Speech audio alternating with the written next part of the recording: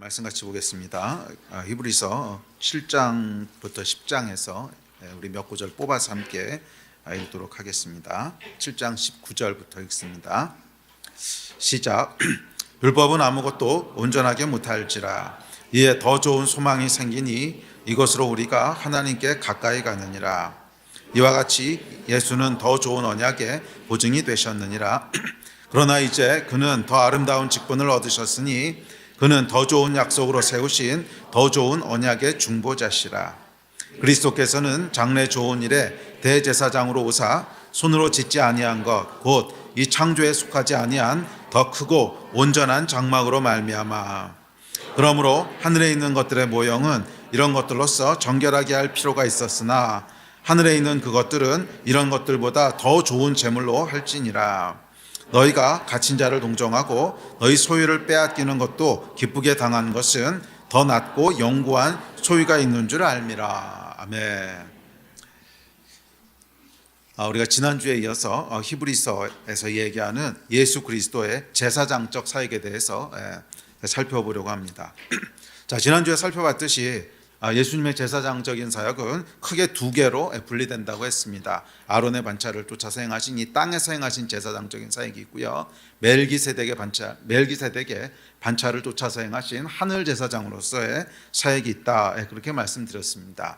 이제 땅에서의 사역이라고 하는 것은 대표적으로 십자가의 사역이죠. 그래서 죄로부터 우리를 구원하시기 위해서 죄값을 치르신 십자가에서 제물이 되신 그 제사장적인 사역을 아론의 반차를 쫓은 땅에서의 사역이라고 부른다면, 이제 하늘에서의 사역은 초월적인 사역을 의미합니다. 그래서 하늘에서의 사역은 부활하시고 승천하신 이후에 그 하늘에 오르셔서 여호와 하나님 우편에서 행하시는 그 사역을 얘기하는데, 이것은 한마디로 얘기하면 내주하시는 성령님이십니다. 그러니까 예수께서 승천하시고 성령께서 강림하시죠. 우리가 성령님을 보내셔서 우리 안에 성령께서 내주하게 하시는 그것이 이제 그 하늘 제사장으로서의 사역이다. 이렇게 지난주에 살펴봤습니다. 그래서 이 성령께서 내주하심으로 말미암아 새 언약에 힘입어서 지성소에서 살아가는 삶을 얘기합니다. 그러니까 그 지성소에서 살아간다고 하는 것은 뭐냐면 하나님의 임재 앞에서 하나님과의 개인적이고 친밀한 관계를 누리면서 살아간다는 거예요. 자, 그래서 이 두 가지 사역은 율법으로 대표되는 구약과 성령으로 대표되는 신약의 삶을 대표적으로 보여주고 있습니다. 그러니까 구약에서의 삶이라고 하는 것은 뭐냐면 죄 문제를 해결하기 위해서 끊임없이 제사를 드려온 것이 구약에서의 삶이죠. 그리고 구약에서 목표로 한 것은 뭐냐면 이 죄값을 다 치름으로 이제 율법의 저주에서부터 벗어나는 게 구약의 모든 포커스입니다. 그래서 땅에서 예수님께서 행하셨던 아론의 반차를 쫓아 행하셨던 사역은 뭐냐면 이 구약에서 얘기하는 것을 만족시키시는 거예요. 그래서 구약에서 얘기했던 모든 언약, 그것을 완성하시는. 그런데 어떻게 완성하시냐면 죄값을 치르심으로 죄의 저주로부터 벗어나게 하시는 그것을 행하신 것이라면, 이제 신약은 그 내용이 아닙니다. 그러니까 신약은 전혀 다른 약속을 얘기하는데, 신약의 전혀 다른 약속은 뭐냐면 하나님의 임재 가운데 개인적이고 친밀한 하나님과의 관계를 실제적으로 누리면서 살아간다는 거예요. 그게 이제 신약의 메시지인데, 그것을 위해서 성령께서 우리 안에 내주하셨다는 거예요. 그래서 여러분, 구약과 신약은 대비되는 굉장히 다른 차원의 얘기를 하고 있습니다. 그러니까 구약은 이 땅에 대한 얘기고요, 신약은 하늘에 대한 얘기예요. 하늘에 대한 얘기라고 하는 것은 초월적인 삶에 대한 얘기라는 거예요. 그러니까 구약의 핵심은 이 땅에서 어떻게 우리가 거룩한 삶을 살 것인가, 어떻게 하나님이 창조하신 대로 그런 거룩하고 흠없는 삶을 살 것인가 라고 하는 것이 구약의 포커스고 메시지라면, 신약은 그게 아니라 하늘에 계신 하나님과 초월적이고 신비하고 영적인 그 삶을 어떻게 살 것인가. 그래서 어떻게 보면 구약은 이 땅에 대한 얘기라면 신약은 하늘에 대한 얘기입니다. 차이가 이해가 되세요? 그러니까 신약은 여러분 하늘에 대한 얘기지 땅에 대한 얘기가 아니에요. 그러니까 물론 구약이 의미가 없고 신약만 의미가 있다 이런 뜻은 아닙니다. 하나님께서는 하늘과 땅을 다 창조하셨기 때문에 구약과 신약이 다 의미가 있지만 하여간 대비되는 메시지를 다루고 있다는 거예요. 그러니까 신약에서 얘기하는 것에 대해서 신약에서 얘기하는 것은 성령께서 내주하심으로 말미암아 우리는 이 땅에서의 삶만 사는 것이 아니라 영적이고 초월적인 삶을 실제적으로 살고 누릴 수 있다는 거예요. 그러니까 하나님이 처음에 사람을 창조하실 때 육과 영을 가진 존재로 창조하셨죠. 그래서 우리는 육신만 있는 것이 아니라 하나님의 호흡을 불어넣으셔서, 그러니까 영을 불어넣으셔서 영적인 존재로 만드셨단 말이에요. 그래서 영과 육을 다 가지고 있는 존재인데, 구약이 이제 그 육을 가지고 살아가는 삶에 대한 이야기를 다루고 있다면, 신약은 이제 조금 더 영적인데 포커스해서, 그러면 인간을 만드실 때 하나님의 영을 불어넣으셨고 땅만 창조한 게 아니라 하늘을 창조하셨는데, 그럼 하늘에서의 삶은 뭐야? 여기에 대한 것이 이제 신약의 메시지라는 거예요. 그래서 예수 그리스도의 두 가지 제사장적인 사역은 이 땅에서만 제사장적인 사역을 행하신 것이 아니라 하늘에서도 역시 제사장적인 사역을 행하심으로 말미암아, 이거 뭐예요? 이 땅에서의 우리의 삶을 온전하게 하실 뿐만 아니라 하늘에서의 우리의 삶도 온전하게 하신다는 거예요. 땅에서의 삶을 온전하게 하신다고 하는 건 뭐냐면 구약의 율법의 저주로부터 벗어나게 하신다는 뜻이고, 하늘에서의 삶을 온전하게 하신다고 하는 건 뭐냐면 하나님과의 영적이고도 실질적인 교제를 누리게 하신다는 거예요. 그리고 그 핵심이 뭐냐면 우리 안에 거하시는 성령님이십니다. 그래서 복음은 뭐냐면 우리 안에 거하시는 성령님이에요. 그게 복음입니다. 아멘이십니까? 그러니까 복음을 여러분 십자가의 죄사함을 복음이라고 생각하시면 안 돼요. 그것은 복음의 기초고 시작이죠. 그것으로 시작하는 건 맞아요. 그러니까 죄사함이 없으면 그 다음 단계로 갈 수가 없으니까. 하지만 그게 복음의 전부가 아니라는 거예요. 그러니까 복음의 시작이에요. 십자가와 죄사함은 복음의 시작이고, 그 위에 이제 뭐가 세워지는 거예요? 그러니까 이 십자가를 통해서 죄를 사하신 이유가 뭐예요? 하나님과의 깨어졌던 관계를 다시 화목케 하기 위해서 하신 거잖아요. 하나님과의 깨어졌던 관계를 화목케 하시기 위해서 십자가를 지신 거라면, 그러면 이제 뭐가 따라와야 되는 거예요? 화목케 된 삶이 따라와야 되는 거죠. 실제로 화목케 된 삶을 누려야 십자가가 의미가 있는 거지, 이론적으로 십자가가 우리의 삶을 죄를 회복했습니다, 죄값을 치렀습니다, 그리고 아무것도 따라오는 게 없어. 그럼 이론적으로 십자가라고 하는 게 우리한테 무슨 의미가 있냐는 거예요. 네? 그럼 뭐 때문에 예수님이 십자가 지신 거예요? 그렇죠? 그러니까 십자가가 깨어졌던 관계를 다시 화목케 하기 위한 것이라면, 그 십자가의 결과에 이어져야 될 것은 하나님과의 실제적이고 구체적인 화목한 관계죠. 그걸 누리는 거죠. 그리고 그 일을 위해서 누가 오신 거예요? 성령께서 오신 거라는 거예요. 그래서 결국 복음의 완성은 뭐냐면 우리 안에 거하시는 성령님이세요. 우리 안에 거하시는 성령님이세요. 그래서 하나님과 실질적이고 친밀한 교제를 누리는 것입니다. 그것이 하늘 대제사장의 사역입니다. 자, 그래서 오늘은 이제 이어서 이 예수께서 행하신 하늘 대제사장으로서의 사역을 7장부터 10장까지 얘기하는 것을 쭉 이렇게 살펴보려고 하는데요.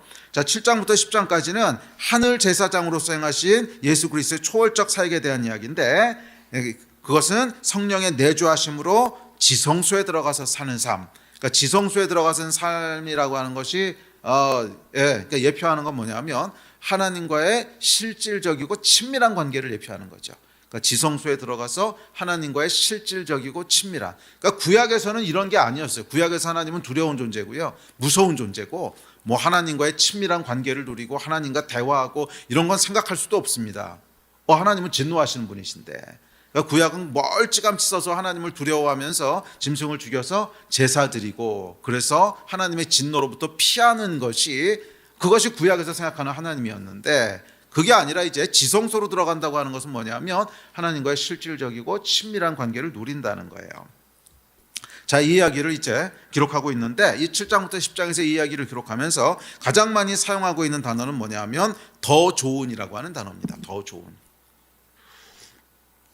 자, 그래서 7장부터 10장을 살펴보면 더 좋은이라고 하는 단어가 7번 사용됩니다. 자, 7번 사용되는 것이, 그러니까 오늘 읽으신 본문이 그 7가지를 이제 기록하고 있는 구절들인데, 더 좋은 소망, 더 좋은 언약, 더 아름다운 직분, 더 좋은 약속, 그 다음에 더 온전한 장막, 더 좋은 재물, 더 낮고 영구한 소유. 그러니까 이렇게 7가지의 더 좋은이라는 얘기를 사용하고 있습니다. 자, 그래서 이게 뭐냐면 이 신약 복음들의 핵심이라는 거예요. 그러니까 이 구약을 뛰어넘는 그런 신약의 축복이 있는데, 그것을 더 좋은이라는 말로 이제 표현하는 거죠. 더 좋은, 더 좋은, 더 좋은. 그러니까 더 좋은 약속이 있고, 더 좋은 소망이 있고, 더 좋은 언약이 있고, 더 좋은 재물이 있고, 더 좋은 장막이 있고, 더 좋은 재물이 있고. 그러니까 이게 구약보다 더 좋은 뭔가가 있다는 거예요. 자, 이 이야기를 이제 묘사하고 있습니다. 자, 그래서 이 더 좋은 7가지를 오늘과 이제 다음 주에 걸쳐서 살펴보면서 우리에게 주신 더 좋은 것들이 무엇인지, 단순히 구약에서 얘기한 것을 성취하시는 그 차원을 뛰어넘어서 더 좋은 것을 주시고 더 좋은 것을 누리게 하신 그것이 무엇인지를 함께 살펴보려고 합니다. 자, 하늘로 오르신 예수께서는 우리를 이전과는 전혀 다른 영역으로 인도하시는데 그것은 바로 지성소로 대표되는 하늘에서의 삶이에요. 우리 안에 내주하시는 성령님, 그 성령님으로 말미암아 누리는 하나님과의 친밀하고도 구체적이고 실제적인 교제. 자, 이것이 여러분 신약 시대에 우리에게 주신 축복입니다. 아멘. 성경 구절 몇 구절 읽어볼까요? 시작. 그러므로 우리는 때를 따라 돕는 은혜를 얻기 위하여 은혜의 보좌 앞에 담대히 나아가 할 것이니라. 우리가 이 소망을 가지고 있는 것은 영혼의 닷 같아서 튼튼하고 견고하여 휘장 안에 들어가나니 그리로 앞서 가신 예수께서 멜기세덱의 반차를 따라 영원히 대제사장이 되어 우리를 위하여 들어가셨느니라. 그러므로 형제들아, 우리가 예수의 피를 힘입어 성소에 들어갈 담력을 얻었나니 그 길은 우리를 위하여 휘장 가운데로 열어놓으신 새로운 살 길이요 휘장은 곧 그의 육체니라. 또 하나님 집 큰 대제사장이 우리가 마음의 뿌림을 받아 악한 양심으로부터 벗어나고 몸은 맑은 물로 씻음을 받았으니 참 마음과 온전한 믿음으로 하나님께 나아가자. 아멘.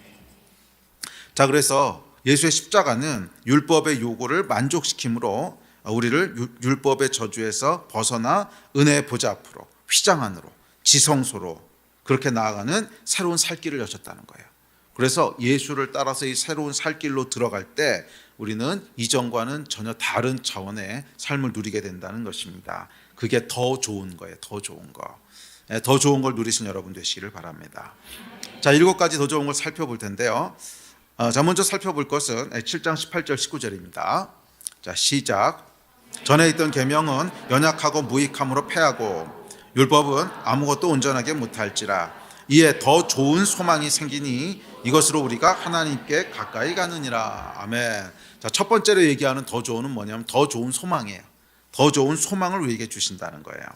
자, 더 좋은 소망은 구약 시대의 소망과 신약 시대의 소망을 대조해서 지금 표현하고 있습니다. 자, 구약 시대의 소망은 뭘 것 같아요?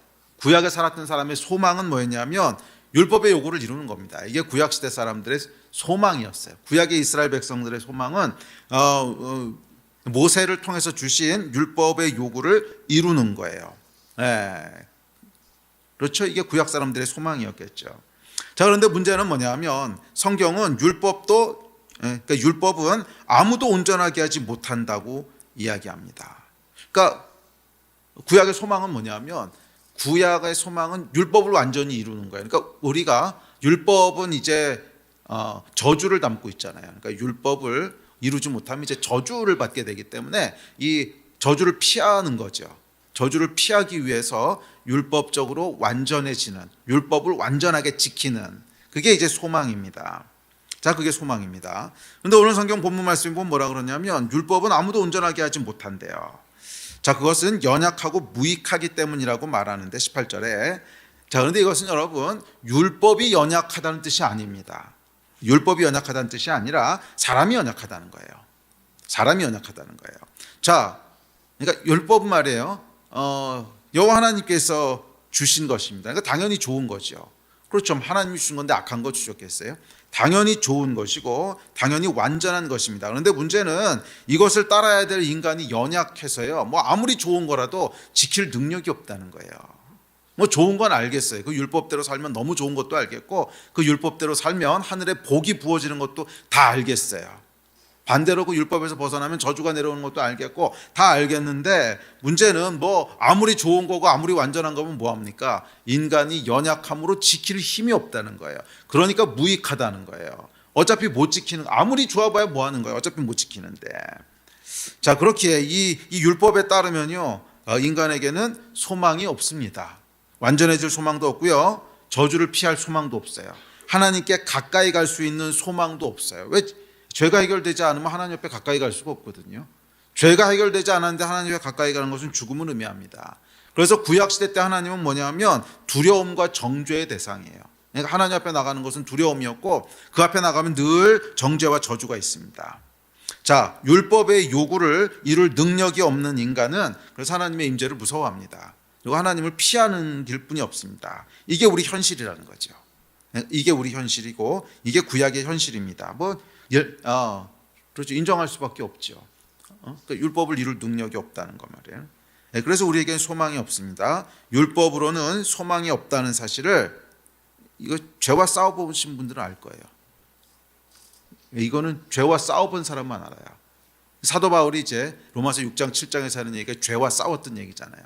이 죄와 싸워본 사람들은 우리가 율법에 의하면 얼마나 소망이 없는 존재라고 하는 것을 알게 됩니다. 자, 여러분, 죄와 싸워서요 이겨보신 적 있으세요? 솔직하게 한번 얘기해 봅시다. 죄와 싸워서요 이겨보신 적 있으세요? 죄를 안 지으려고 막 그냥 결심하고 결단하고 금식하고 해보지만 백전백패입니다. 되세요 이게? 예. 안 그래도 살인은 안 했는데요. 뭐 살인만 안 했다 뿐이지 나머지는 다 했잖아요. 우리가 이 죄와 싸워서 율법이 요구하는 완전함을 이루려고 하는 것은 싸워본 사람만 알아요. 예. 성경에서 얘기하는 뭐 마음의 음욕만 품어도 뭐 간음한 거라고 하고 형제를 미워하면 살인한 거라고 하고 이거 한번 싸워본 사람들은 알아요. 싸워본 사람들은 아무리 노력해도 안 돼. 아무리 노력해도 죄와 싸우면 백전백패입니다. 백전백패라서 결국 좌절만 남아요. 결국 좌절만 남습니다. 나는 안 되는구나. 와, 이건 이길 수가 없구나. 그러니까 그게 뭐냐면 인간의 현실이라는 거예요. 그게 인간의 현실이라는 거예요. 자, 그런데 더 좋은 소망이라고 하는 건 뭐냐면 이 율법으로 해결할 수 없는 이 죄의 문제를 해결할 수 있는 소망을 주셨다는 거예요. 그게 더 좋은 소망이라는 거예요. 할렐루야. 그게 더 좋은 소망이라는 거예요. 그래서 이 율법으로는 해결할 수 없는 죄의 문제를 해결할 수 있는 더 좋은 소망을 주심으로 말미암아 하나님께 가까이 갈 수 있게 하셨다는 거예요. 이 두 가지가 더 좋은 소망의 내용입니다. 율법으로는 해결할 수 없는 이 죄의 문제를 해결할 수 있는 소망을 주셨고 이게 해결되니까 자연히 따라오는 게 뭐냐면 하나님과의 교제가 회복되는 거죠. 죄로 말미암아 단절되었던 두려움으로 말미암아 저주로 말미암아 끊어졌던 하나님과의 관계가 다시 회복되는 거예요. 하나님께 가까이 나갈 수 있게 되는 이 소망이 더 좋은 소망이라는 거예요. 그리고 참 아이러니한 것은 뭐냐면 이 더 좋은 소망을 누리기 위한 열쇠가 있는데 그건 뭐냐면 나에겐 소망이 없다는 사실을 인정하는 거예요. 그래서 이게 아이러니라는 거예요. 자, 사도 바울이 여러분 로마서 8장에 오면 죄와 사망의 법에서 해방되었다고 하는 것을 선포하고 있습니다. 기쁨으로 선포하고 있죠. 그러니까 그게 뭐냐면 더 좋은 소망이 이제 이루어지는 걸 본 거예요. 그런데 그 전까지는 뭐하냐면 막 율법하고 육신의 싸움을 막 힘다 싸웁니다. 근데 안 되는 거예요. 아무리 율법과 싸우려고 해봐도 이 죄와 싸움에서 이길 수가 없는 거예요. 그래서 오라 나는 곤고한 자로다. 누가 이 사망의 몸에서 나를 건져내랴. 그러니까 바울도 절망으로 끝나는 거예요. 그런데 아이러니한 것은 뭐냐면 바울이 이렇게 절망했기 때문에 사실은 더 좋은 소망이 역사하기 시작한 거예요. 아, 내가 안 되는구나 라고 하는 걸 깨달으면서부터 뭐가 나오냐면 더 좋은 소망이 역사하기 시작해요. 그 전까지는 사람들이 왜 더 좋은 소망이 역사하지 못하냐면 그 전까지는 육신으로 싸우는 거예요. 내가 될 거라고 생각하고 열심히 이 죄와 싸워서 죄를 안 지면 될 거라고 생각을 하고 막 어떻게든지 죄를 안 져보려고 막 안간힘을 쓰면서 싸우는 거예요. 그러면 더 좋은 소망이 역사할 수 있는 룸이 없어요. 이 더 좋은 소망이라고 하는 아까 뭐라 그랬냐면 내 안에 내주하시는 성령님에 대한 거거든. 그러니까 내 안에 내주하시는 성령께서 역사할 수 있는 룸이 없다는 거예요. 그런데 아이러니하게도 와, 나는 백전백패구나. 이건 싸워봐야 한 번도 못 이기겠구나. 율법으로는 내가 의로워질 수 있는 길이 아예 없구나. 나는 죄와 싸울 때마다 지는구나. 그래서 이것을 깨닫는 순간 더 좋은 소망이 역사하기 시작한다는 거예요. 이게 성령께서 역사하시는 열쇠입니다. 그러니까 여러분, 자기 의가 남아있는 사람은요 성령께서 역사하시는 걸 경험하는 게 제한적이에요. 제한적. 뭐 아예 없다 그러긴 뭐하지만 제한적이라는 거예요. 자기 의가 없는 사람. 와, 성령님밖에 없으시구나.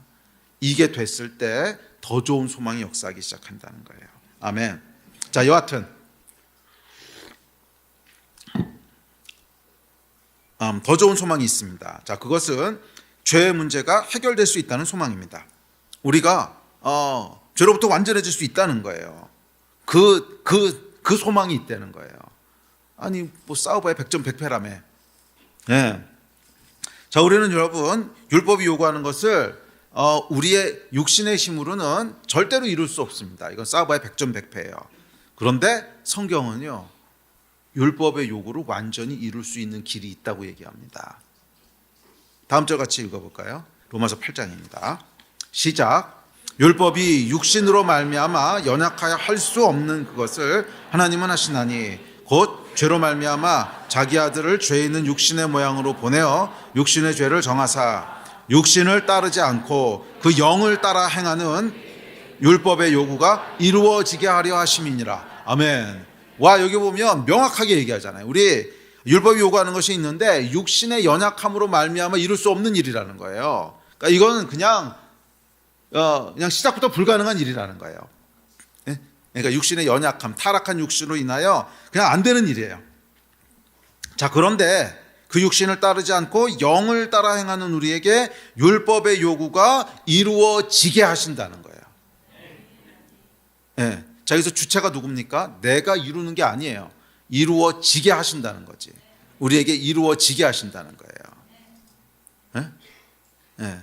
근데 어떻게 하겠다는 거예요? 성령을 따라 행하는 자들. 우리 안에 내주하시는 성령님, 내 안에 내주하시는 성령님으로 말미암아 이루어지게 하시겠다는 거예요. 이게 더 좋은 소망입니다. 아멘. 자, 우리 육신의 연약함으로 인해서 율법으로는 저주에서 벗어날 수 없어요. 죄의 형벌과 또 하나님의 진노는 무겁게 우리 영혼을 짓누를 뿐입니다. 두려움 속에서 죄하고 싸워보려고 하지만 육신이 연약해서 안 돼요. 계속 집니다. 그러니까 이길 때보다 질 때가 더 많습니다도 아니죠. 항상 집니다. 더 많은 정도가 아니고 항상 져요. 이게 절망이죠. 그런데 여기 더 좋은 소망이 있다는 거예요. 성령의 내주하심으로 인하여 율법의 요구를 이루어지게 할 수 있다는 거예요. 목사님, 그게 어떻게 가능하죠? 제 얘기를 들으시면 아마 가능하구나 하는 게 이제 동의가 되실 거예요. 자, 성령의 내주하심이 어떻게 율법의 요구를 이루게 되는가? 자, 원리는 이렇습니다. 자, 우리 안에 여러분 죄에게 맨날 패하는 이유는 뭐냐 하면 내 안에 죄를 짓고 싶은 원함이 있기 때문에 그런 거죠. 그렇지 않습니까? 그러니까 내 안에 죄에 대한 유혹이 없고 죄를 짓고 싶은 소원과 원함이 하나도 없어요. 그런데 죄한테 넘어지는 사람은 없을 거예요.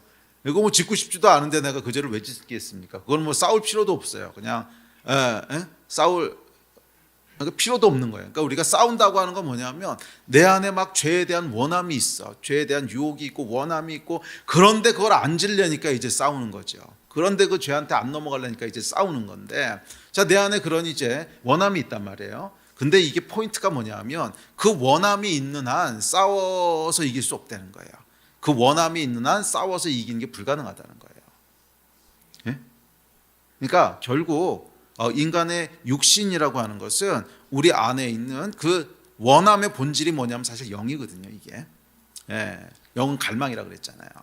원함의 본질이 영인데 육신은 그 영의 원함을 따라서 움직일 수밖에 없는 존재이기 때문에 내 안에 죄와 그다음에 하나님이 금하신 것에 대한 원함이 있으면 내 육신의 힘 가지고 거스를 수가 없다는 거예요.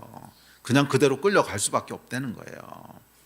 그래서 뭐라 그랬어요? 육신을 따른다 이렇게 얘기하죠. 육신을 따르지 않고 그 영을 따라 행한다. 그러니까 이게 뭐냐면 우리 안에 이런 세상의 영이 역사하고 있으면 내 안에 원하는 것이 있으면 그거 따라가게 돼 있다는 거예요. 그렇게 해서는 이길 수가 없는데, 자, 그런데 성령께서 우리 안에 내주하시면, 성령 충만해지면 뭐가 변하냐면 원하는 게 변해요.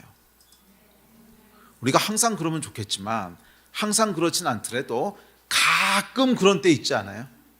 막 은혜를 엄청 받았어. 막 성령을 엄청 충만하게 받았어. 그럴 때는 어떠세요? 그러면 모든 원하는 것이 조금만 더 예배했으면 좋겠는데,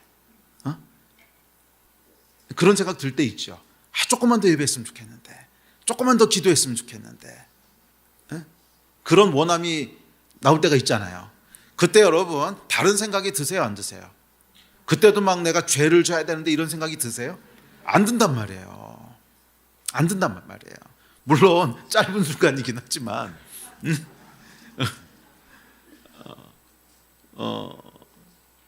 하여간 그 순간엔 안 들죠.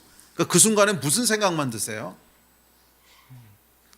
더 예배했으면 좋겠고, 더 기도했으면 좋겠고, 막 하나님을 위해서 살고 싶고, 막 그런 마음이 이렇게 충만하죠.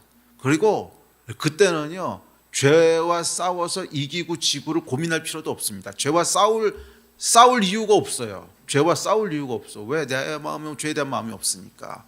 그래서 그냥 율법의 요구가 이루어지는 거예요. 내가 싸워서 이루는 것이 아니고 그냥 그런 마음이 없기 때문에, 그 죄에 대한 마음 자체가 없기 때문에 그냥 율법의 요구가 저절로 이루어지는 거예요. 내가 막 싸우고 막 노력하고 이렇게 안 해도.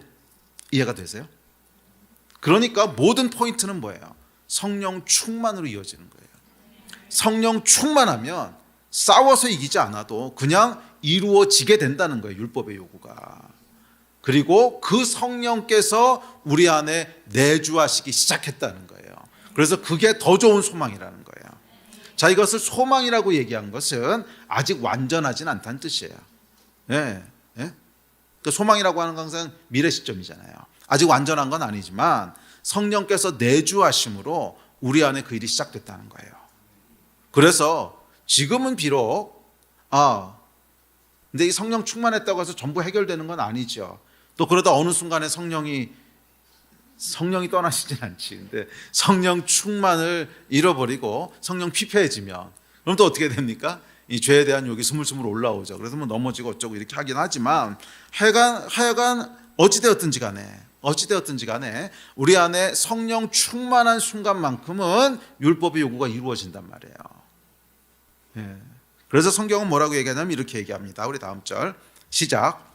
너희 안에서 행하시는 이는 하나님이시니 자기의 기쁘신 뜻을 위하여 너희에게 소원을 두고 행하게 하시나니. 정확히 이 얘기잖아요. 너희 안에서 행하시는 분이 있는데 그는 하나님이셔. 너희 안에서 행하시는 성령 하나님, 성령님이 계시다는 거예요. 그분이 자신의 기쁘신 뜻을 위해서 너희에게 소원을 두게 하셔. 너희에게 소원을 주셔.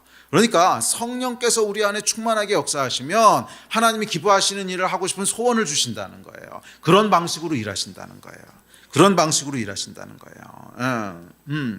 그러니까 그러니까 죄를 짓고 싶어 죽겠는데 억지로 행하는 것이 아니라 막 죄를 짓고 싶어 막 죽겠는데 억지로 막 하나님을 섬기는, 아니 여러분, 이거는 신약의 역사가 아닙니다. 이건 구약에서 했던 일이고. 구약은 왜 그래요? 아직 우리 안에 성령께서 오시지 않으셨으니까. 내 안에 계속 죄를 짓고 싶은 소원과 소망이 있는데 지면 안 돼. 그러니까 율법이 있고 두려움이 있고, 그러니까 그렇게 싸우는 건데, 신약은 그렇게 싸우는 게 아니라는 거예요. 너희 안에 거하시는 하나님, 너희 안에서 행하신 하나님, 밖에서 율법으로 옥죄는 것이 아니라 너희 안에서 행하신 하나님이 계신데, 성령께서 계신데, 이 성령이 뭐를 행하시냐 하면 하나님이 기뻐하시는 뜻을 따라 소원을 두신다는 거예요. 원하는 마음 자체를 두신다는 거예요. 그래서 우리 마음 자체가 막 하나님이 원하시는 것을 하고 싶어. 막 더 기도했으면 좋겠고 예배했으면 좋겠고 막 선교 얘기 들으면 마음이 불타고 막 하나님을 기뻐하는 일만 하고 싶은 소원을 두신다는 거예요. 그러면 여러분, 이거는 죄와 싸울 필요도 없는 거죠. 율법의 요구를 이루어지게 하시는 거예요. 이게 여러분 더 좋은 소망입니다. 죄로부터 완전해질 수 있다는 소망이에요. 자, 물론 그렇다고 해서 죄를 전혀 안 짓게 되는 것은 아닙니다. 아까도 얘기했지만 이 성령 충만한 것을 우리가 24시간 365일 계속 끝까지 유지한다면 맞아요. 그럼 우리는 이제 죄로부터 완전히 자유할 수 있는데 아직 그렇게 되진 않아요.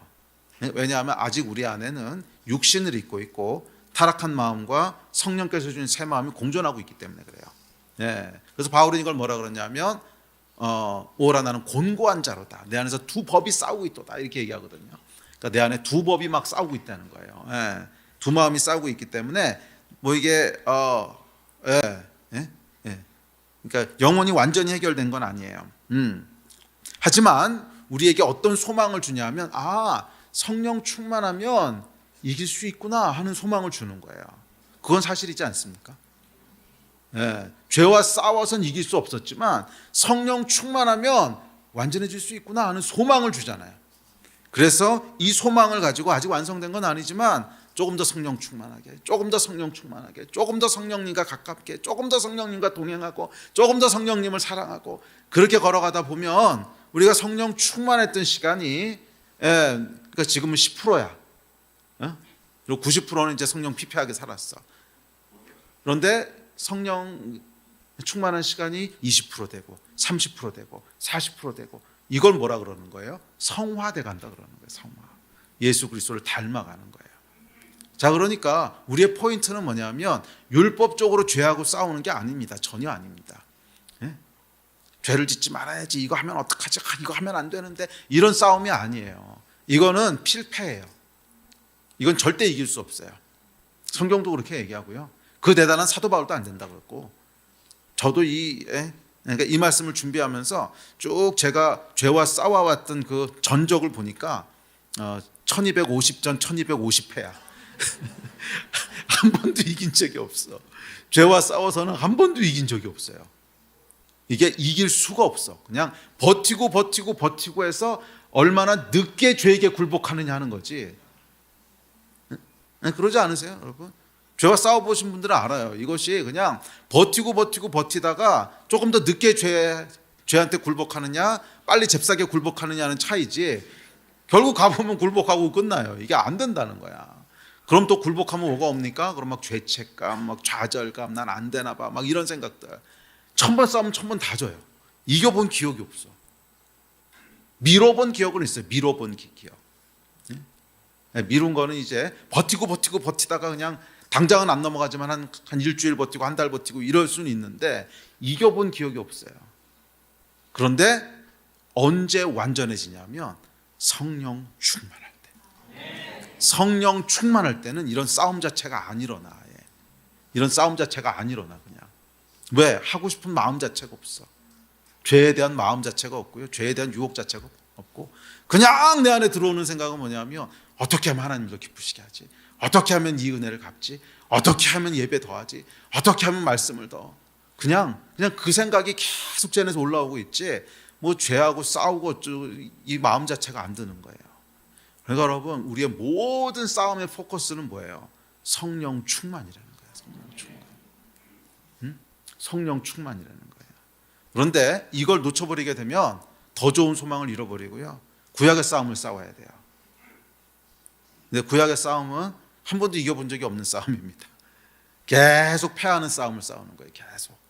계속 패하는 싸움을 싸워서 어떻게 되는 거예요? 낙심, 절망, 어두움, 일로 계속 물려가는 거예요. 아니 여러분, 그건 소망이 아닙니다. 절망이지. 우리의 진짜 더 좋은 소망은 뭐냐면 우리에게는 내주하시는 성령께서 계시다는 거예요. 그 성령 충만할 때는 결국 우리가 온전해진다. 율법의 요구가 이루어진다는 거예요. 아멘. 그리고 이 성령 충만한 시간들이 100% 가는 건 없어요. 이 땅에서 육신이 있는 한. 그래도 처음에는 뭐 한 5%밖에 안 됐는데, 그러니까 24시간에 한 10%, 2.4시간 정도만 하루에 성령 충만하고, 뭐 나머지는 못했는데, 이게 이제 성령 충만이 계속해서 조금씩 길어지는 거죠. 그래서 이제는 하루에 한 20% 성령 충만한 시간 유지할 수 있고, 하루에 한 30% 유지할 수 있고, 그러면 점점점 우리가 성화돼 가는 거예요. 근데 이게 성화돼 간다고 하는 것은 아까도 말씀드렸지만 내 인격이 결국 변하긴 변하겠지만, 그것이 약간 돛 닦는 거하고는 달라요. 돛 닦는 거하고는 달라요. 내 안에 성령께서 충만해지는 것이 그것이 성화지, 내가 더 좋은 사람이 되어가는 게 성화가 아니에요.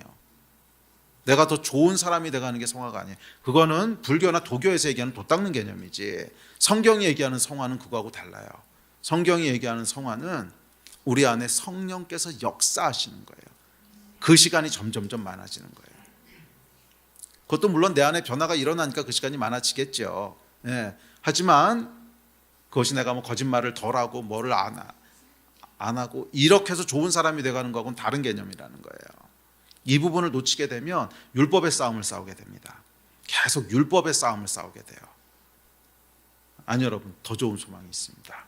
더 좋은 소망은 성령 충만하면 그냥 싸울 필요도 없이 이기고 들어가는 거예요. 이 승리를 맛본 여러분 되시기 바랍니다. 자, 그리고 더 큰 은혜는 뭐냐면 설령 우리가 성령 충만을 놓치고 성령 피폐해서 실수하고 넘어진다고 할지라도 십자가에서 이루어 놓으신 일이 있기 때문에 그때조차도 하나님 정죄하지 않으신다는 거예요. 와, 부전승이야. 우리는 기본적으로 부전승을 깔고 들어가는 거예요. 네. 설령 우리가 죄 때문에 실수하고 넘어질지라도 예수 십자가를 믿는 자들에게는 의롭다 하나님이 칭하신다는 게 칭의잖아요. 칭의잖아요. 그러니까 사실 우리가 죄를 져서 실수하고 넘어질 때조차도 문제가 되는 건 뭐냐면 하나님의 진노와 저주가 아니에요. 절대 아니에요. 모든 믿는 자들에게는 죄를 질 때조차도 하나님의 진노와 저주 때문에 문제가 되는 것이 아니라 죄를 질 때 유일한 문제는 뭐냐면 내가 느끼는 죄책감이에요. 죄책감과 좌절이에요. 이게 조금 조심해서 들어야 하는 얘기긴 한데 사실이에요. 왜? 우리는 예수 그리스도의 십자가로 의롭게 됐기 때문에 그래요. 그래서 모든 하나님의 저주는, 모든 하나님의 진노는 예수께서 십자가에서 다 담당하셨다 그랬단 말이에요. 그러니까 하나님이 우리를 보실 때는 그냥 의롭게 보시는 거예요. 그래서 설령 우리가 죄로 말미암아 실수하고 넘어졌다 할지라도 그냥 하나님 잘못했습니다, 이렇게 하지 않겠습니다 하면은 끝이에요. 거기서 그 어떠한 저주도 어떠한 하나님의 진노도 없다는 거예요. 회개가 중요한 것은 왜 그러냐면 회개해야만 하나님 용서해 준다는 게 아닙니다. 이미 십자가에서 다 받으셨어요. 근데 회개를 안 한다고 하는 건 뭐냐면 똑같은 죄를 계속 짓겠다는 뜻이거든. 그러면 계속 좌절하고 계속 절망할 거기 때문에 결국 우리 영혼이 파괴되는 거예요. 그래서 하나님께서 이제 회개를 중요하게 말씀하시는데 그럼에도 불구하고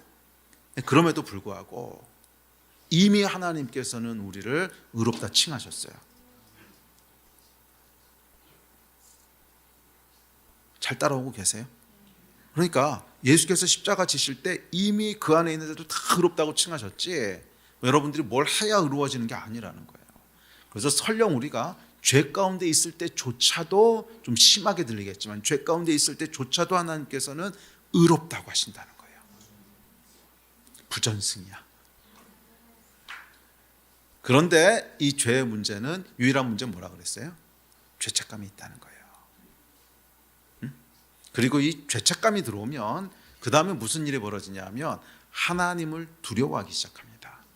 그리고 하나님의 낯을 피하기 시작해요. 그래서 하나님과의 관계가 깨져요. 하나님께서 우리를 저주하시기 때문에 관계가 깨지는 게 아니에요. 어떤 경우도 하나님 우리 저주하지 않으시고요. 어떤 경우에도 하나님 우리 질책하지 않으세요. 질책하실 때가 있긴 있는데 그것은 우리를 버리시는 게 아니라 우리를 너무 사랑하셔서 야 계속 그러고 있으면 네 영혼 죽어. 그 말씀하시는 것이지 우리 이렇게 저주하시는 분이 아니라는 거예요. 항상 축복하는 분이세요. 심지어 우리가 죄 가운데 있을 때조차도 우리를 축복하세요. 그때조차도 우리를 사랑하세요. 아멘. 그게 복음이에요. 아멘. 그래서 이 십자가에 대한 믿음이 있을 때 우리는 죄와의 싸움에서 완전히 이길 수 있어요. 죄와의 싸움에서 완전히. 그래서 십자가와 성령이 있을 때 우리는 죄와의 싸움에서 완승을 거두게 돼요. 아멘. 이해가 정확히 되셨어요? 그러니까 우리가 실질적인 죄로부터의 승리는 성령 충만함으로 계속해서 싸워나가서 이기는 거고 육신을 갖고 있으면 그동안 넘어지죠. 하지만 넘어져도 십자가의 복음을 붙잡고 있으면 그때조차도 우린 이긴단 말이에요. 예? 그때조차도 그렇지 하나님이 그래도 날 의롭다 하셔. 그래서 이 좌절과 절망으로 떨어지지 않는다는 거예요. 자, 그러니까 이게 뭐예요? 예수께서 행하신 일이라는 거예요. 아멘. 이게 더 좋은 소망인 줄 믿습니다. 이게 더 좋은 소망이에요. 그래서 여하튼지 간에 우리가 아직 완전해진 건 아니지만 우리는 날마다 점점 더 새로워져 갈 거예요. 아멘. 할렐루야. 자, 더 좋은 소망의 두 번째 내용은 뭐냐면 그래서 그 결과 하나님께 가까이 간다는 거예요. 그래서 그 결과 하나님께 가까이 간다는 거예요. 자, 다음 절 다시 한번 읽어봅시다. 19절 시작. 율법은 아무것도 온전하게 못할지라 이에 더 좋은 소망이 생기니 이것으로 우리가 하나님께 가까이 가느니라. 아멘. 자, 성령의 내주하심으로 인해 완전해지는 것의 자연스러운 결과인데요. 그 결과는 하나님께 가까이 가는 거예요. 이제 담대히 하나님께 나가 기쁘게 긍휼하심을 받고 때를 따라 돕는 은혜를 얻기 위하여 은혜의 보좌 앞에 나갑니다. 내주하시는 성령님을 통해 하나님 바로 옆에서 내 안에서 만나고 누립니다. 그래서 친밀한 하나님과의 관계를 누리게 돼요. 그래서 이전에는 종이었지만 이제는 자녀예요. 자녀 여러분 특징이 뭔지 아십니까? 담대함이라고. 그러니까 이 성경의 표현을 빌면 담대함이고요. 우리가 사용하는 용어를 빌리면 어리광이에요.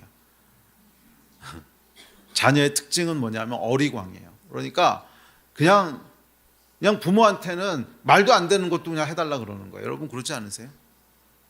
그러니까 물론 좀 나이가 들면 염치가 있어서 안 그러겠지만 어린 애들은 여러분 좀 말도 안 되는 거 담대하게 해달라 그러잖아요. 직원분한테 돈 맡겨놨나?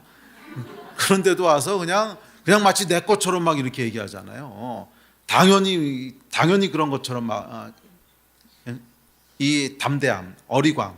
그러니까 이게 뭐냐면 자녀거든요. 네, 이게 하나님과의 관계라는 거예요. 그러니까 더 좋은 소망이라고 하는 건 뭐냐면 지성소에 들어가서 하나님과 아버지와 자녀로서의 관계를 누리게 된다는 거예요. 담대하게 하나님 옆에 나가서 아니 우리가 뭐 하나님한테 돈 꿔드린 것도 아닌데 마치 내 것처럼 내놓으라 그런다는 거예요. 그러고도 아무런 부담을 안 느낀다는 거예요. 왜? 자녀니까. 이게 예수께서 해놓으신 일이에요. 더 좋은 소망이에요. 지성소에 들어가. 하나님과의 계약 관계가 아니라 하나님과의 언약 관계로 들어가는 거예요. 더 이상 종이 아니라 하나님의 자녀가 되는 거예요. 자, 그래서 더 좋은 소망이란 첫째, 성령께서 우리를 완전하게 하실 것이라는 소망이고, 둘째, 그 결과 하나님께 가까이 나아가는 거예요. 자, 소망이란 미래에 대한 것입니다. 자, 그렇기에 소망이 요구되는 건 인내예요. 한꺼번에 되지는 않을 수 있어요. 하지만 포기하지 마십시오. 낙심하지 마십시오. 언젠간 돼요. 언젠간 된다는 말도 좀 어폐가 있어요. 매일매일 더 발전해요. 성령 충만한 것도 매일매일 발전할 거고요. 하나님과의 친밀한 관계도 매일매일 깊어질 거예요. 어제와 오늘이 다를 거고 오늘과 내일이 다를 거고 매일매일 하나님께 더 가까이 갈 줄로 믿습니다. 매일매일 하나님을 더 사랑하게 될 줄로 믿습니다. 우리는 매일매일 더 회복되어져 갈 것이고 매일매일 더 치유되어져 갈 것이고 언젠가는 완전해집니다. 아멘. 아멘. 그래서 여러분 복음은요 단순히 의인으로 칭함받는 것이 아니에요. 복음은 매일매일 더 깊고 매일매일 더 완전한 곳으로 나가는 거예요. 아멘. 그래서 오늘보다 내일이 내일보다 모레가 더 기대되고 더 충만해지는 것이 복음인 줄 믿습니다. 그런데 이 소망을 누가 주신다고요? 내주하시는 성령님. 내주하시는 성령님. 자, 이 소망을 붙잡고 끝까지 가는 여러분 되시기를 주의 이름으로 축복합니다. 자, 두 번째 더 좋은 것은 뭐냐면 8장 6절입니다. 자, 시작. 그러나 이제 그는 더 아름다운 직분을 얻으셨으니 그는 더 좋은 약속으로 세우신 더 좋은 언약의 중보자시라. 자, 두 번째 더 좋은 건 뭐냐면 더 좋은 직분이 있으시대요. 자, 그래서 더 아름다운 직분이라고 했는데 아름다운의 헬라어를 보면 우월하다, 뛰어나다 이런 뜻입니다. 그러니까 예수님께서 땅에서 가졌던 직분보다 더 우월한 직분이 있으시다는 거예요. 땅에서 행했던 직분보다 더 우월한. 그리고 그 직분이 뭐냐면 중보자라는 거예요. 중보자. 자, 중보자라고 하는 것은 이제 그러니까 원어로 보면 메스테스라고 하는 단어인데 중재자, 화해자 이런 뜻입니다. 그러니까 우리가 중보자라고 하면 이게 중보기도만 생각을 하시는데 아니 그보다 훨씬 더 포괄적인 뜻이에요. 그러니까 하나님 앞에서 중재해 주는 사람, 화해 주는 사람 이런 뜻입니다. 자, 그러니까 예수님의 더 뛰어난 직분이 있는데 그 직분은 뭐냐면 중보자시라는 거예요. 우리와 하나님을 중재하신다는 거예요. 자, 다음 절 같이 읽어봅시다. 시작. 지금 우리가 하는 말의 요점은 이러한 대제사장이 우리에게 있다는 것이라. 그는 하늘에서 지극히 크신 이의 보좌 우편에 앉으셨으니 성소와 참 장막에서 섬기는 이시라. 주께서 세우신 것이요 그것이 아니니라. 예수께서 만일 땅에 계셨더라면 제사장이 되지 아니하셨을 것이니 이는 율법을 따라 예물을 드리는 제사장이 있음이라. 그들이 섬기는 것은 하늘에 있는 것의 모형과 그림자라. 모세가 장막을 지으려 할 때 지시하심을 얻은 것 같으니 이르시되 삼가 모든 것을 산에서 내게 보이던 본을 따라 지으라 하셨느니라. 자, 지난주에 말씀드렸듯이 땅에서 하늘로의 전환이 이루어져요. 그러니까 예수께서 땅에서 사역하시다가 하늘로 올라가시면서 전환이 이루어지면서 더 좋은 직분을 얻으시는데, 땅에서 하셨던 직분은 뭐냐면 죄 사함을 위한 제사장 직분이셨고 죄를 위한 제물이 되는 제물의 직분이셨어요. 이것을 통해서 우리를 의롭다 하게 하셨습니다. 그런데 그것보다 더 우월하고 아름다운 직분이 있는데 그것은 우리를 위한 중보자, 중재자가 되시는 거예요. 어디서? 하늘에서, 하나님 우편에서. 히브리서 7장에 보면 이렇게 얘기합니다. 시작. 그러므로 하나님께 나아가는 자들은 온전히 구원하실 수 있으니 이는 그가 항상 살아계셔서 그들을 위하여 간구하심이니라. 자, 그러니까 예수님께서 지금 뭐하고 계시다는 거냐면 하늘에 오르사, 그러니까 땅에 계실 때는 뭐 하셨냐면 제사장적 사명과 제물의 사명을 감당하셔서 죽어주셨어요. 그런데 지금은 뭐하고 계시냐면 하늘에 오르셔서 항상 하나님 우편에 계시면서 우리를 위해서 간구하신대요. 여러분 이게 무슨 말인지 실감이 가십니까? 항상 우리를 위해서 간구하신다는 거예요. 그러니까 우리가 힘들 때 예수께서 바로 하나님 옆에 계시면서 하나님 제 있잖아요. 동의 제가 요즘 힘들대요. 제 지금 도와주셔야 돼요. 이렇게 하신다는 거예요. 할렐루야. 우리가 지칠 때 예수께서 우리를 간구하신다는 거예요. 하나님 저 친구 위로 좀 해주세요. 우리가 아플 때 예수께서 간구하신다는 거예요. 하나님 제가 지금 아프잖아요. 제 좀 치료해 주세요. 위기에 처할 때 예수께서 우리를 위해서 말씀해 주신다는 거예요. 제가 지금 위기 가운데 있으면 하나님 좀 보호해 주세요. 어려울 때 우리를 위해서 간구하신다는 거예요. 저 친구 지금 구원이 필요합니다. 좀 구원해 주세요. 이 중보자가 계시다는 거예요. 어디에? 하나님 우편에. 지금도 하나님 우편에서 항상 우리를 위해서 간구하는 분이 계시다는 거예요. 이것이 더 아름다운 직분이라는 거예요. 할렐루야. 그러면 여러분 안심하십시오. 여러분을 위해서 항상 간구하시는 분이 하나님 옆에 계세요. 여러분이 해야 될 얘기를 다 예수께서 하나님한테 알고 계시다는 거예요. 제 좀 도와주세요. 제 좀 구원해 주세요. 제 좀 치료해 주세요. 제가 지금 뭐예요. 계속 하시는 분이 하나님 옆에 계시다는 거예요. 우리를 위한 중재자, 중보자, 더 아름다운 직분이라는 거예요. 와. 그래서 성경에서 이렇게 얘기합니다. 시작. 내 이름으로 무엇이든지 내게 구하면 내가 행하리라. 그래서 그 연장선상에 이제 이 얘기가 나오는 거예요. 항상 우리를 간구하시는 분, 예수 그리스도가 중재자로 계신데, 그래서 사실은 여러분 우리가 구하지 않아도 예수께서 간구하세요. 우리를 위해서. 근데 우리가 예수의 이름으로 구하면 그 옆에 있다가 직통으로 넣어주겠다는 거예요. 그냥 직통으로 하나님께 넣어주겠다는 거예요. 그러니까 무엇이든지 예수 이름으로 구하라는 거예요. 하나님 지금 김한무개 집사가 이렇게 기도하는데 하나님 이거 즉시 해주셔야 됩니다. 이렇게 해주신다는 거예요. 바로 옆에 있으면서 우리가 구하는 것을 그때 바로 하나님께 찔러 주신다는 거예요. 이 얘기하고 있는 겁니다. 언제? 예수 이름으로 구할 때. 아멘. 자, 이것이 십자가에서 죽으신 어린 양 예수보다 더 좋고 아름다운 직분이라는 거예요. 십자가에서 우리 죄를 사하시기 위해서 죽으신 그 놀라운 직분인데, 이거보다 더 위대하고 더 뛰어난 직분이 있는데, 그것은 하늘에 오르사 하나님 우편에서 항상 우리를 위해서 간구하는 직분을 하신다는 거예요. 아멘. 자, 이것이 더 좋은 직분입니다. 아멘. 자, 세 번째, 네 번째는 뭐냐면 더 좋은 약속과 더 좋은 언약이 있대요. 자, 다음 절 같이 읽읍시다. 시작. 이와 같이 예수는 더 좋은 언약의 보증이 되셨느니라. 그러나 이제 그는 더 아름다운 직분을 얻으셨나니 그는 더 좋은 약속으로 세우신 더 좋은 언약의 중보자시니라. 아멘. 더 좋은 언약, 더 좋은 약속이라고 얘기하는데 언약과 약속은 사실 비슷한 거긴 합니다. 근데 언약이 조금 더 포괄적이고 관계적인 것이라면 약속은 좀 더 구체적인 거죠. 그러니까 언약이라고 하는 건 뭐 이런 거죠. 그러니까 부부의 언약을 맺었다. 그러면 관계적인 거죠. 예. 훨씬 더 포괄적인 건데 부부의 언약을 맺으면 뭐 그 사이에 약속들이 있겠죠. 우리 이건 하지 마, 이건 같이 하자, 이건 뭐 어떡하고 저건 어떡하고, 예? 쭉 이렇게 약속들이 나올 거 아닙니까? 그러니까 약속은 훨씬 더 구체적이고 이제 그런 내용들이겠죠. 자, 어쨌거나 그래서 이 더 좋은 언약에 대해서는 우리 한 2, 3주 뒤에 새 언약에 대한 내용을 또 집중적으로 할 텐데 그때 살펴보겠습니다. 하여간 우리의 신분을 바꾸신 거예요. 종에서 아들로, 또 그리스도의 신부로. 그래서 율법에 의한 계약 관계가 아니라 언약에 의한 혈연 관계가 되게 하신 거예요.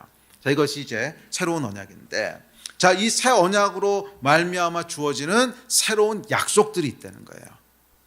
아멘. 자, 성경에 나타나 있는 예수 그리스도의 약속을 쭉 한번 찾아봅시다. 좀 말씀이 길긴 한데요. 그래도 한 절 한 절 찾아보시고 이 말씀을 여러분 믿음으로 붙잡으셔야 돼요. 그렇지 약속하셨지. 그렇지 약속하셨지. 우리 지난주에 말씀드릴 때 이제 뭐라 그랬죠? 말씀은 씨앗이라 그랬죠. 씨앗이 마음에 심겨져야 되는데 심겨지는 건 뭐로 심겨지는 거예요? 믿음으로 심겨지는 거란 말이에요. 그래서 믿음으로 그 말 심겨진 말씀을 뭐라 그러는 거예요? 약속이라 그러는 거예요. 약속. 그러니까 하나님의 약속은 말씀은 약속인데 말씀이 그냥 약속이 되는 건 아니고요. 우리 마음에 심겨져야 약속이 되는 거예요. 이게 씨앗이기 때문에 씨앗이 뭐 이렇게 가게에서 봉지에 넣어서 팔 때는 아직 씨앗이 아니, 뭐 씨앗은 씨앗이지만 열매가 나오는 건 아니죠. 근데 이게 이제 열매를 맺기 위해서는 심기워져야 되잖아요. 그래서 하나님의 말씀이 우리 마음에 심기워졌을 때 약속이라고 부르는 거예요. 그리고 그것은 어떻게 심습니까? 믿음으로.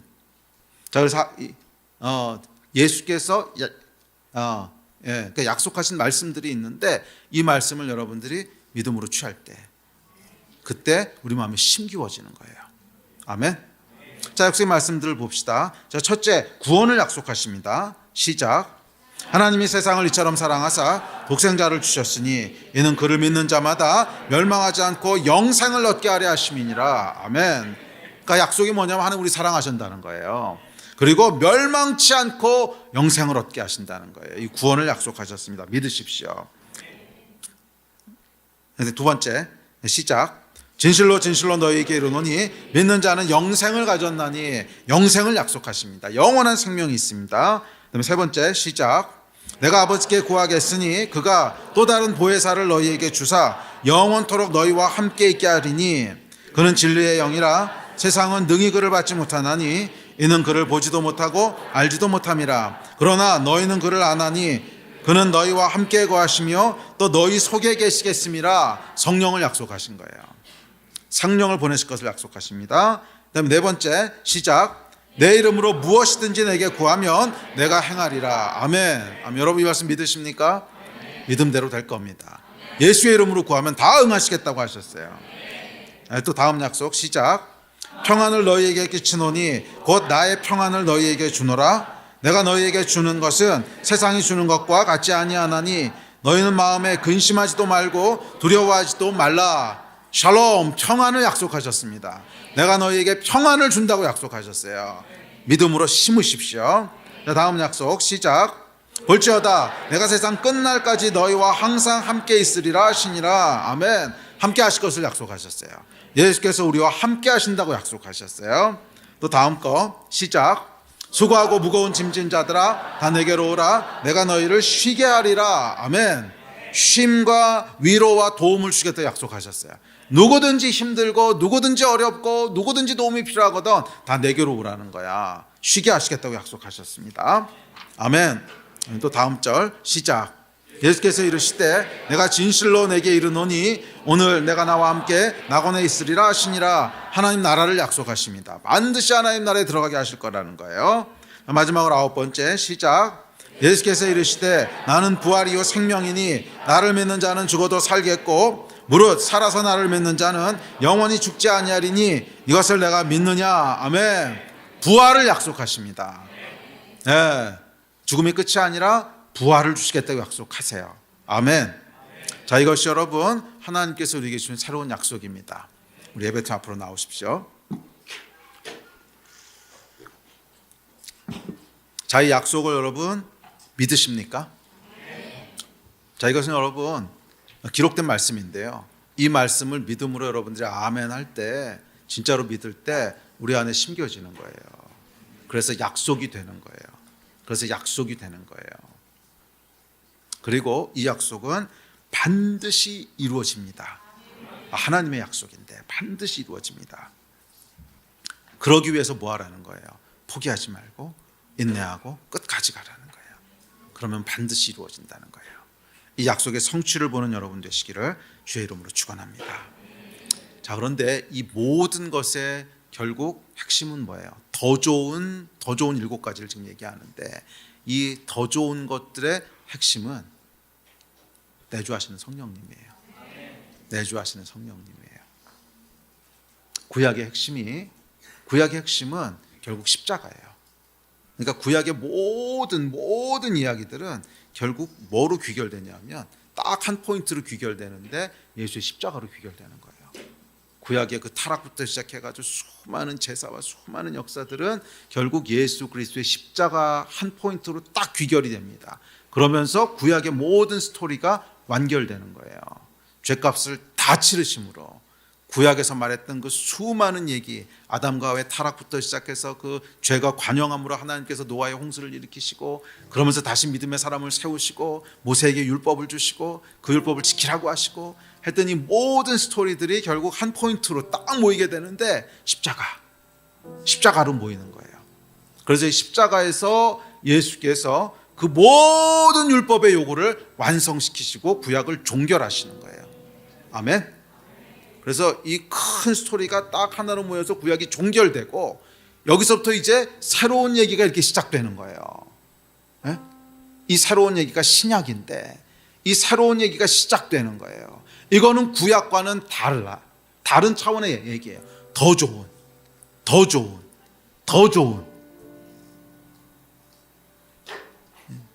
이 더 좋은 것은 뭐냐면, 이제 율법을 율법의 저주에서 벗어나고 죄를 안 짓고 그런 싸움이 아니라는 거예요. 그건 이제 이 포인트에서 끝났어요. 그리고 이제는 뭐예요?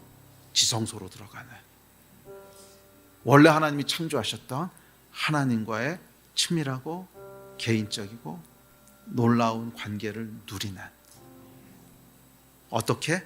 내 안에 거하시는 성령님을 통해서, 성령 충만함을 통해서 이거를 누리는 것이 확장되고 확장돼가는, 그렇게 해서 영원까지 가게 되는, 이게 신약의 메시지라는 거예요. 아멘. 근데 참 이 슬픈 게 뭐냐면 복음을 구약까지만 이해하는 거야. 네. 그런데 이 구약의 종결과 신약의 시작을요, 예수라고 하는 한 분이 결국 행하세요. 땅에서의 제사장직과 하늘에서의 제사장직이라고 하는 이 두 가지를 한 분이 다 행하시잖아요. 그래서 예수께서 이 땅에 오셔서 행하셨던 일과 부활하고 승천하시면서 행하시는 일이 예수라고 하는 한 분 안에서 다 이루어지는데, 네. 근데 많은 사람들이 실수하는 게 땅에서 행하신 일까지만 봐요. 십자가, 죄가 사함받고 죄가 용서받고, so what? 죄가 용서받아서 그 다음에 뭐 하겠다는 거예요? 죄가 용서받은 이유는 하나님과의 단절됐던 관계가 회복되기 위해서잖아요. 그러면 하나님과의 관계가 어떻게 회복돼요? 하나님은 영이시니, 네. 우리가 영적인 하나님과의 교제가 회복되는 거란 말이에요. 그래서 성령을 받으라. 성령으로 말미암아 우리의 육신으로는 설명할 수 없지만 초월적이고 그러나 실제하는 이 하나님과의 관계와 능력과 기도응답과 내 안에 거하신 성령님과 동행하는, 이게 신약 백성의 풍성한 삶이라는 거예요. 아멘. 이 삶을 여러분 놓치지 말고 다 누리는 여러분 되셨으면 좋겠어요. 아멘이십니까? 아멘. 우리 다 같이 일어나서 기도합시다.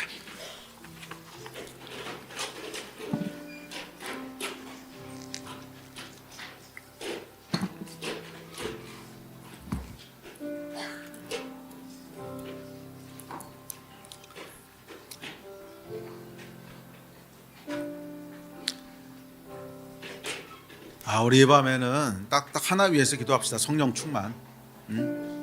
결국 성령 충만한 게 해답이에요. 우리 안에 성령께서 충만하게 역사하시는 그 일을 위해서 기도합시다. 아멘. 혹시라도 여러분 가운데 죄로 인한 좌절감이 있거나 죄로 인한 어떤 낙심이 있다면 오늘 성령께서 그것을 제거해 주시기를 축복합니다.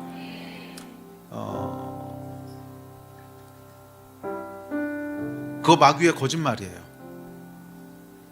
십자가에서 이미 다 끝내셨어요. 그리고 죄에 넘어지는 것 때문에 그것 때문에 좌절하지 마세요. 그거는 싸우면 백전백패입니다. 우리가 진짜로 염려해야 될 것은 성령 충만하지 못한 거지 죄에 넘어지는 게 아니에요. 성령 충만하지 못한 거지 죄에 넘어지는 게 아니에요. 그 싸움의 포인트가 잘못된 거예요. 죄에 넘어지지 않으려고 아무리 싸워봐야 못 이겨요. 만약 그 싸움을 싸우고 있는 분이 있다면 오늘 싸움의 포인트를 바꾸셔야 돼요. 어떻게 하면 내가 성령 충만할 것인가? 어떻게 하면 내 안에 성령 충만한 은혜가 임할 것인가? 이걸 가지고 싸우셔야 돼요. 아멘. 혹시 속아서 여러분 이 죄와 싸우는 이 패배할 수밖에 없는 이 좌절된 싸움을 계속 싸우면서 허덕이고 있는 분이 있다면 오늘 빠져나오시기를 축복합니다.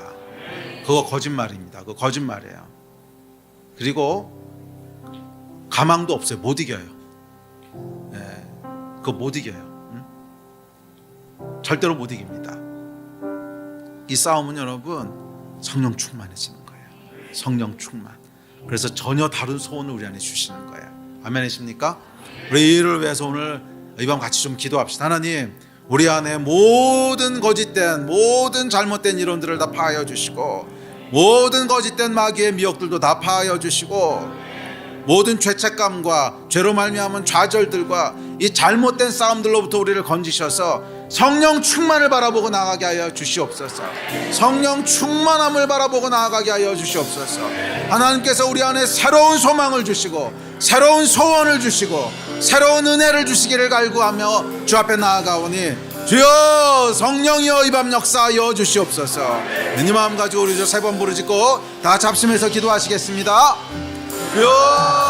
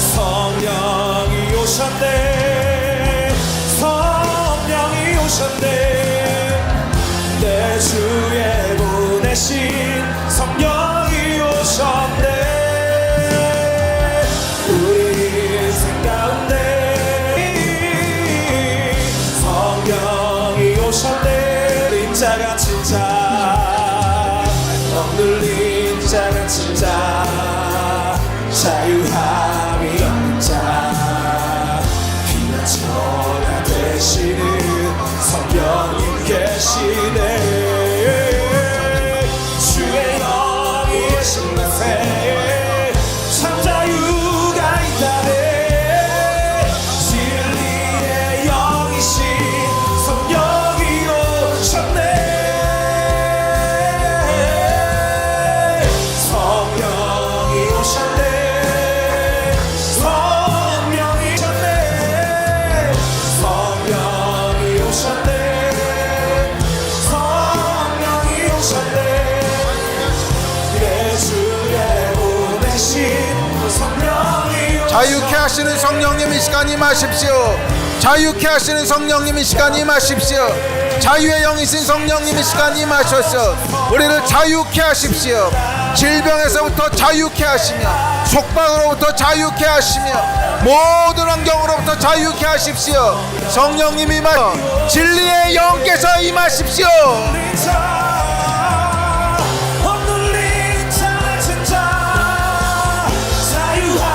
율법의 속박들은 끊어질지어다. 율법의 속박들은 끊어질지어다. 자유의 영이신 성령님 임하십시오. 자유의 영이신 성령님 임하십시오.